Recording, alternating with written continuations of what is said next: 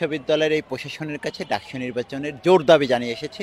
না আমরা যেহেতু আমাদের নেতা জনাব তারেক রহমানের সাথে অন্তর্বর্তীকালীন সরকারের প্রধান উপদেষ্টার একটি আলোচনা হয়েছে, এটি যৌথ বিবৃতি এসেছে।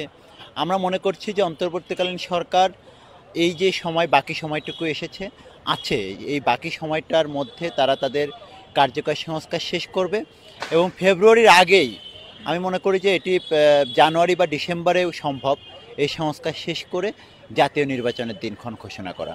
রাজনৈতিক দলগুলো বিভিন্ন সময় তাদের রাজনৈতিক চরিত্রের জায়গা থেকে সুবিধার্থে অনেক ধরনের স্ট্যান্ড নিয়ে থাকে, অনেক ধরনের কৌশল অবলম্বন করে। আমরা এটিকে তাদের একটি কৌশলই মনে করি আর কি, এর বাইরে অন্য কিছু মনে করি না।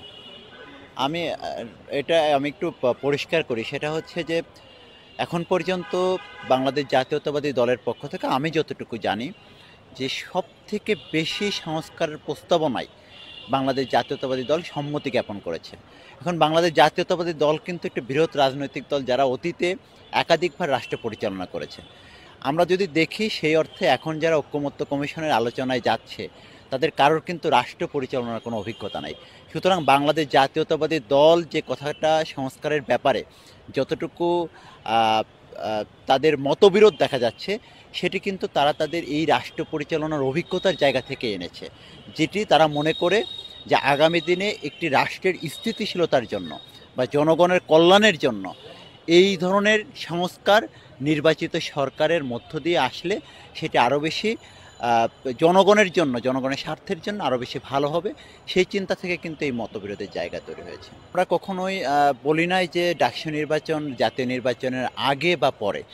আমরা বরাবরই 5 আগস্টের পরবর্তী সময় থেকে আমি গণমাধ্যমের সামনে একাধিকবার বলেছি যে আমরা প্রথম থেকেই বিশ্ববিদ্যালয়ের এই প্রশাসনের কাছে ডাকসু নির্বাচনের জোর দাবি জানিয়ে এসেছি এবং আমরা এটিকে আমাদের প্রাণের দাবি হিসেবে উপস্থাপিত করেছি।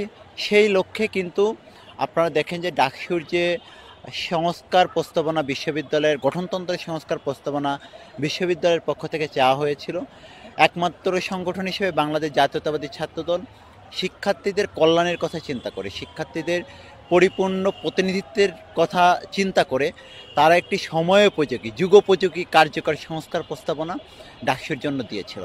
এটি থেকে বোঝা যায় যে ছাত্রদল ডাকসুর ব্যাপারে কতটুকু আন্তরিক এবং শিক্ষার্থীদের কল্যাণের ব্যাপারে তারা কতটা আন্তরিকতার সাথে কাজ করেছে। এবং আমরা দেখেছি সর্বশেষ বিশ্ববিদ্যালয় প্রশাসন যতটুকু সংস্কার গ্রহণ করেছে সেখানে ছাত্রদলের অনেকগুলো বিষয় নিয়ে এসেছে, যদিও আমরা এই ব্যাপারটিতে পুরোপুরি রকম খুশি না, কারণ আমরা মনে করি যে শিক্ষার্থীদের পরিপূর্ণ প্রতিনিধিত্ব নিশ্চিতের জন্য ডাকসুর গঠনতন্ত্রের আরও বেশি কার্যকর সংস্কার প্রয়োজন ছিল এবং আছে।